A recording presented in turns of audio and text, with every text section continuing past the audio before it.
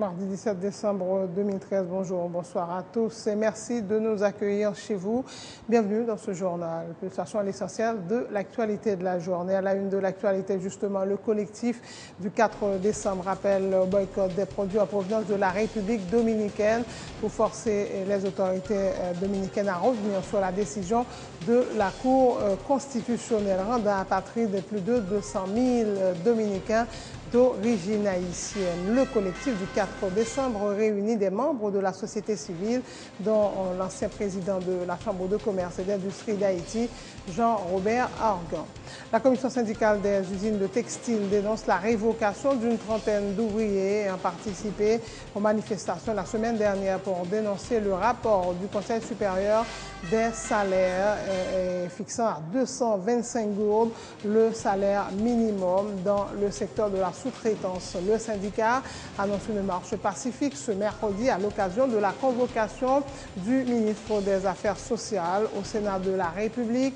Charles Jean-Jacques devrait être accompagné des membres du CSS, l'instigateur de la loi sur le salaire minimum. Le sénateur Steven Irvinson Benoît affirme être l'objet de menaces, mais assure qu'il ne va pas se laisser intimider. Le consulat américain annonce le renforcement de son système de rendez-vous en ligne suite à des irrégularités. Des agences de voyage, notamment, sont pointées du doigt. La chancelière allemande réélue ce mardi par les députés pour un troisième mandat de 4 ans, près de 3 mois après la victoire de son parti aux législatives. Le gouvernement Merkel III a officiellement pris ses fonctions ce mardi. Les États-Unis refusent de négocier avec Edward Snowden et exigent son retour au pays pour faire face à des accusations d'espionnage. Et puis en sport, le Real Madrid et le FC Barcelone sont dans le collimateur de la commission d'enquête de l'Union européenne pour avoir touché des aides illégales de l'État. L'annonce a été faite lundi à Bruxelles par le chef de la diplomatie espagnole. Et puis basketball NBA et Brooklyn Nets s'est offert une belle victoire en pulvérisant Philadelphia 130-94 lundi soir. Miami Heat a battu Utah Jazz 117-94. LeBron James a frôlé le triple-double avec 30 points, 9 rebonds et 9 passes. Voilà, mesdames et messieurs, pour le menu du journal.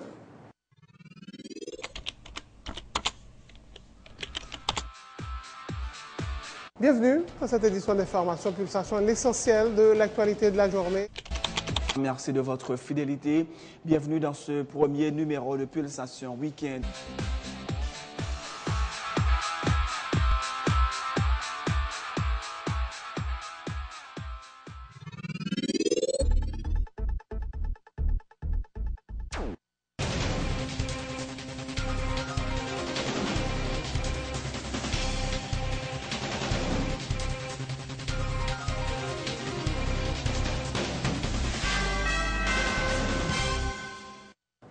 Le collectif du 4 décembre rappelle les membres de la population à boycotter les produits en provenance de la République dominicaine. Amené par l'ancien président de la Chambre de commerce et d'industrie d'Haïti, Jean-Robert Argan, le collectif estime que le boycott est l'un des moyens pouvant forcer les autorités dominicaines à revenir sur la décision de la Cour constitutionnelle rendant apatrides plus de 200 000 Dominicains d'origine haïtienne. Le collectif appelle tous les secteurs à condamner cette décision raciste. Jean-Robert Argan est le coordonnateur du collectif du 4 décembre. Citoyennes, citoyens haïtiens, constituant le collectif du 4 décembre 2013, décidés à défendre les grands idéaux de la révolution haïtienne ainsi que les valeurs fondatrices de notre nation, demandons au gouvernement de notre pays de prendre toutes les dispositions afin de faire respecter les droits de nos concitoyens hors de nos frontières comme à l'intérieur de nos frontières, de seconder et d'encadrer nos importateurs dans l'identification en urgence des alternatives d'échange avec des pays voisins autres que la République dominicaine. Tant que durent ces mesures scandaleuses de la République dominicaine, à tous les Haïtiens conséquents, de ne plus acheter de produits venant de la République dominicaine, de ne plus utiliser les services des compagnies dominicaines, de renoncer à des séjours touristiques en République dominicaine. Mettons-nous ensemble pour dire non et infliger un veto universel à l'arrêt TC 0168-13. Faisons un front commun contre l'inacceptable. Barrons la route à toutes les formes de racisme. L'arrêt de la Cour constitutionnelle dominicaine est une mesure scélérate, a indiqué pour sa part Maître Gérard Gourg, le président d'honneur du collectif du 4 décembre. Maître Gourg s'est dit par ailleurs préoccupé par la façon dont les autorités haïtiennes gèrent ce dossier. Le pouvoir politique, quel qu'il soit, même le pouvoir de Paul Magloire, qui est un pouvoir militaire, voire par la suite, voire celui-là, qui est un pouvoir touristes, voyageurs politiques, lorsqu'on demande pour le chef de l'État où est-ce qu'il est, ah non, il n'est pas ici, il est à Caracas, non, il n'est pas ici, il est à Trinidad, non, il n'est pas ici, il est quelque part. Avons-nous un gouvernement qui surveille les intérêts de la République? C'est ça qu'il faut poser. Eh bien, j'applaudis les deux mains à ce mouvement-là. J'applaudis. Qu'on appelle, c'est le collectif. J'ai déjà parlé de cet arrêt. Ce fameux arrêt, vous marquez de ce comité-là, il y a deux membres qui ont dû laisser le comité qui n'ont pas donné leur avis. Ce qui veut dire que le comité est faussé à la base pour plusieurs raisons. Il ne m'appartient pas de faire l'analyse juridique, car ce comité est illégal, il n'a pas de sens humain. En quelque sorte, c'est ce qu'on appelle en matière pénale une loi scélérate. Eh bien, c'est cette loi scélérate qui a ôté à 200 000, 300 000 Haïtiens cette nationalité, ce sanguinisme, haïtianisme, on leur a donné le sang dominicain, maintenant on leur relève le sang dominicain et ils n'ont plus le sang. C'est cela, la réalité. Autre point de l'actualité, la commission syndicale des usines de textiles dénonce la révocation d'une trentaine d'ouvriers ayant participé aux manifestations la semaine dernière pour dénoncer le rapport du Conseil supérieur des salaires qui fixe à 225 gourdes le salaire minimum dans le secteur de la sous-traitance. Le porte-parole du syndicat Télémac Pierre exige la réintégration des ouvriers licenciés, annonce ce mercredi une marche pacifique qui partira de la SONAPI pour aboutir devant les locaux du Parlement. La raison qui fait nous présenter là, c'est pour nous venir pour nous dénoncer. Et notre adité mettait dehors dans question, sous question salaire minimum. L'élite voulait faire quoi que les ouvriers qui prennent la RIA, c'était l'autre monde comme si qui était payé pour te venir bailler problème dans le secteur. Nous avons démenti tout formel à Fignolet Saint-Cyr qui te dit que le vendredi et 13 décembre passé, c'est lui-même qui te baille l'ordre à ouvrier pour te rentrer travail. Monsieur qui relève Fignolet Saint-Cyr, nous ne connaissons ni en peintre ni en peinture. Il ne pas représenter nous dans le Conseil supérieur salaire. Dès aujourd'hui, à côté de lui, des conférences de presse, pour ne pas parler dans nos ouvriers encore dans le secteur textile. Là. Après 3 jours de manifestation qui te gagné, les retournés dans le travail, ouvriers retournés dans le travail, patrons ont commencé à faire répression. Par exemple, ils ont révoqué une trentaine d'ouvriers dans Sonapi, par exemple, dans Kai Richard, dans Miltiway, dans Wonwall, dans Building 52, dans 53. Nous disons que ça est inacceptable. Ouvriers ont le droit pour manifester, pour dire ça qui fait mal. Dès demain, qui a 18 décembre et qui vient, nous avons réuni devant Sonapi, bonnet, pour nous aller devant le Parlement, pendant le Conseil supérieur salaire, après répondre une question parlementaire, nous-mêmes nous avons dehors pour nous faire pression pour nous dire, mais nous dehors, il faut que nous joignions un salaire qui pas 225 gouttes et nous ne sommes pas capables de vivre en salaire 225 gouttes. C'est ça qui fait nous demander 500 gouttes comme salaire minimum. Justement, le ministre des Affaires sociales et du Travail, Charles Jean-Jacques, est attendu ce mercredi au Sénat de la République, accompagné des membres du Conseil supérieur des salaires. Les discussions porteront sur le rapport du CSS. Le sénateur Steven Irvinson Benoît, considéré comme le père de la loi sur le salaire minimum votée en 2009, dénonce une tentative visant à réduire le salaire de ses ouvriers qui devraient percevoir au moins 300 gourdes pour une journée de travail. Le parlementaire affirme par ailleurs être l'objet de menaces, mais assure qu'il ne va pas se laisser intimider. Demain matin à 11h, la réunion tient. Demain matin à 11h, ministre Jean-Jacques, avec tous les 9 membres CSSO qui confirment depuis la semaine passée. D'ailleurs, c'est eux qui ont demandé la date. Nous avons invité pour la semaine passée, nous avons demandé pour demain. Donc demain 11h, tout sénateur là, rendez-vous à casser demain 11h, mais espérons nous toute la nappe en direct. Pour nous pas dire, mais ça nous tendez au dit, pour la population entendez à travers micro, notre caméra, nous exactement en direct, qui ça cap dit. Demain, ça y est. Demain, membre CSSO avec le ministre gagné pour venir faire explication sur le rapport de 27 pages qui sorti. Ce rapport a pile problème, il y a un pile monde qui ne comprend pas, et moi-même, je dis encore un deal, et maintenant, ce n'est pas politique m'a fait. Il faut prouver, est-ce que à 225 gouttes, ou papa, ou maman, vivent décemment en Haïti à 225 gouttes. Péganek vient pas même de Cambodge, ni Bangladesh, ni Vietnam demain. C'est en Haïti, nous besoin qu'on est. Est-ce que moun CSSO assume à 225 gouttes ou papa ou maman qui vivent avec 3-4 timouns à 225 gouttes? Sans transition, alors que l'article 57.1 de la loi électorale continue d'alimenter les débats pour avoir interdit aux agents exécutifs intérimaires de l'exécutif de prendre part aux prochaines élections, le sénateur Auster Polycarpe estime que le président Martelly est favorable à cette disposition pour n'avoir pas fait d'objection. Le parlementaire croit savoir qu'il s'agit d'une stratégie du chef de l'État dans le but de mettre hors jeu les agents intérimaires qui n'auraient pas gagné les élections, même avec le support du président, pour avoir mal administré leur commune. Réflexion qu'a fait, m'a dit que Michel Martelly, d'accord à ce que lui joue un artifice pour le mettre agent exécutif dehors dans jouet là. Pour qui ça? C'est parce que il y a un premier objectif Michel Martelly, c'était mettre mon sayo pour faire comme alimenter le réseau corruption et puis en fin de compte pour finir par venir choquer électoralement dans le poste qu'il a occupé illégalement. Mais en fin de compte, Michel Martelly gagne des gens qui sont assez intelligents de côté parle, qui finit par rendre compte que le monde ça fait qualité exaction ça.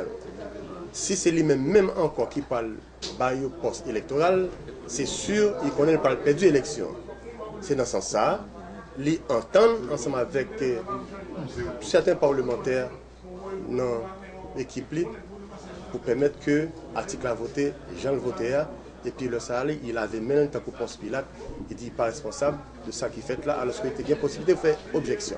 Pas oublier, une loi les disposer pour l'avenir et profiter, saluer perspicacité sénateur qui te mettait un article comme ça pour qui ça. Au fond, ce n'est pas actuel agent exécutif intérimaire ça qui visait.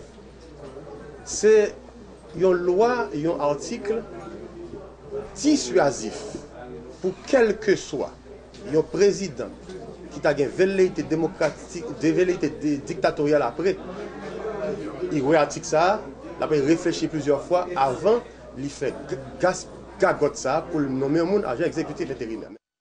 Les étudiants Harry Moïse et Wilson Louis de la Faculté des sciences humaines rejettent les accusations du professeur Lunéroc Pierre-Louis selon lesquelles ils auraient proféré des menaces de mort à son encontre. Ces étudiants assurent n'avoir jamais menacé le professeur Pierre-Louis et disent au contraire voir en ces accusations une forme de menace dans un contexte socio-économique et politique qu'ils jugent confus. Harry Moïse et Wilson Louis demandent au Conseil de coordination de la Faculté des sciences humaines d'assurer leur sécurité, ajoutant que le professeur Pierre-Louis devra assumer la responsabilité de tout acte de violence. Ce qui passe, c'est que dans la question de crise qui est dans l'INAGE, côté ensemble étudiants et professeurs qui te mettaient ensemble pour goumer contre situation de corruption qui gagne dans l'INAGE, mais qui te mettaient en cellule côté que ils ont demandé pour un droit de regard sur les concours la fête dans l'INAGE. Eh bien, l'initiative ça, il a bail et étudiants ont série et demi de côté professeurs. Et ça qui était à la cause, je mettais 4 étudiants parmi les étudiants qui étaient dans l'initiative ça, mettez au dehors. Et les mettez étudiants ça au dehors, M. Linor Pierre lui, il écrit en lettre côté lui, félicite le canal INAGE et lui traite les étudiants ça comme des délinquants qui pas fait partie de l'institution INAGE. Nous-mêmes, les nous pas connaissance de l'aide pour ça écrit, nous réagissons par un article, côté nous fait pour ça connaître que c'est la baille et que nous demandons pour le ressaisir. Et c'est pas pour avec l'article ça que nous écrit, que nous voyons dans la presse, dans plusieurs presses, et la presse est capable de vérifier côté professeur Pierre lui joindre dans ça nous écrit pour dire que nous fait le bénéfice du mois. Pour l'expliquer. Et nous recherchons l'accusation et nous prêts pour aller devant la justice pour même sommer professeur pour le montrer nous qui côté dans ça nous écrivons que nous faisons des menaces de mort. Normalement nous menacer, nous avons cafouage politique, côté élection à parler, côté pas grand qui clair dans le pays, on peut se déclarer bagarre comme ça.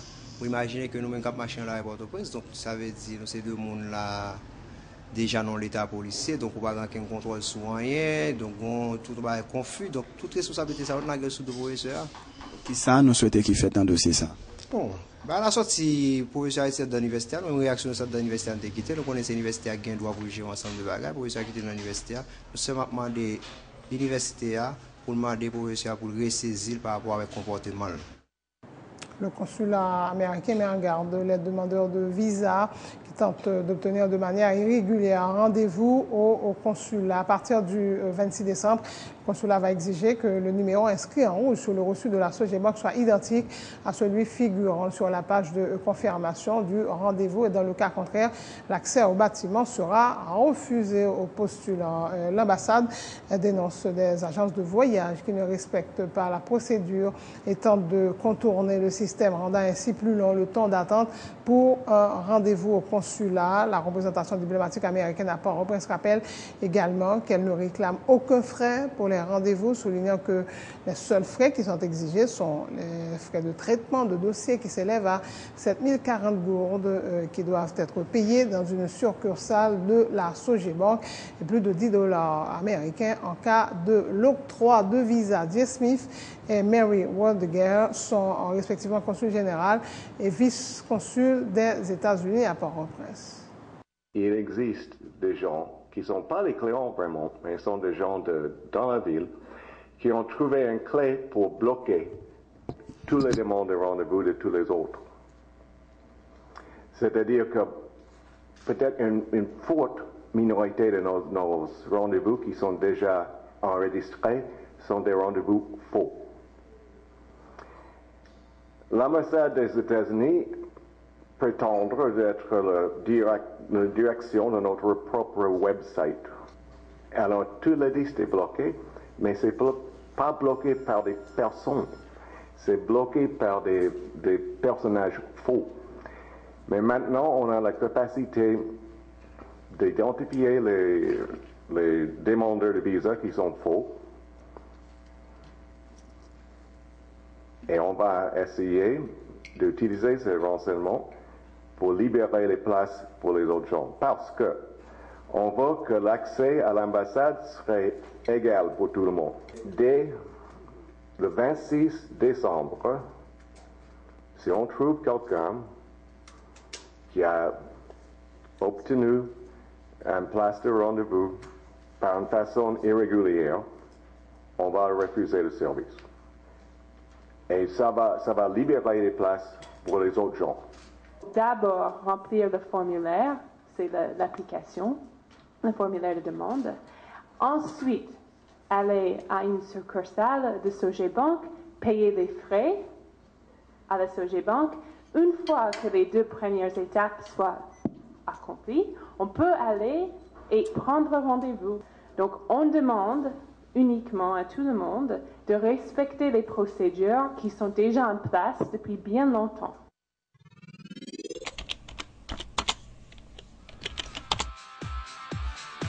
Bienvenue à cette édition d'Information Pulsation, l'essentiel de l'actualité de la journée.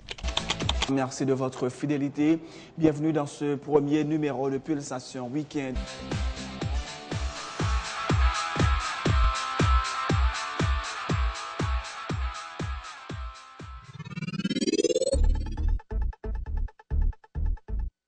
C'est la fin de ce journal. Le rappel des titres avant de prendre congé de vous.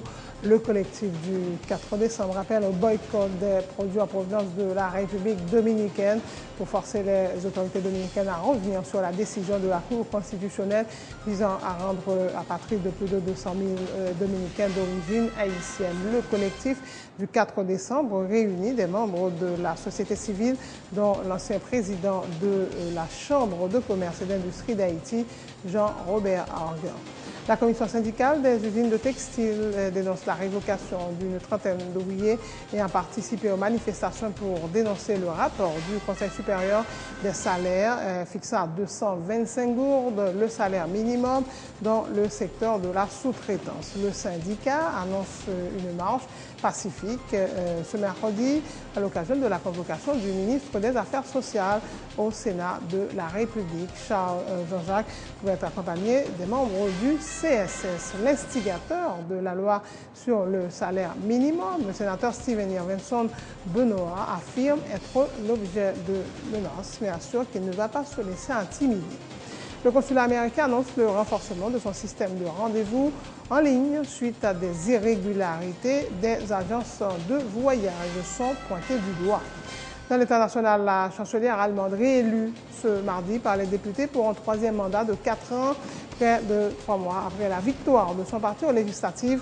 Le gouvernement Merkel III a officiellement pris ses fonctions ce mardi.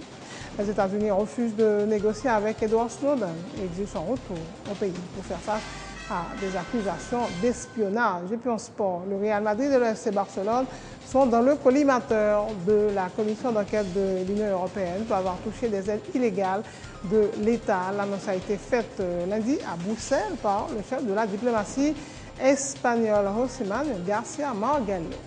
Basketball NBA, Brooklyn Nets s'est offert une belle victoire en pulvérisant Philadelphia 130-94 lundi soir et Miami a battu Utah Jazz 117-94. Merci de votre fidélité, merci de votre attention. Bonne suite de programme sur Télétoile.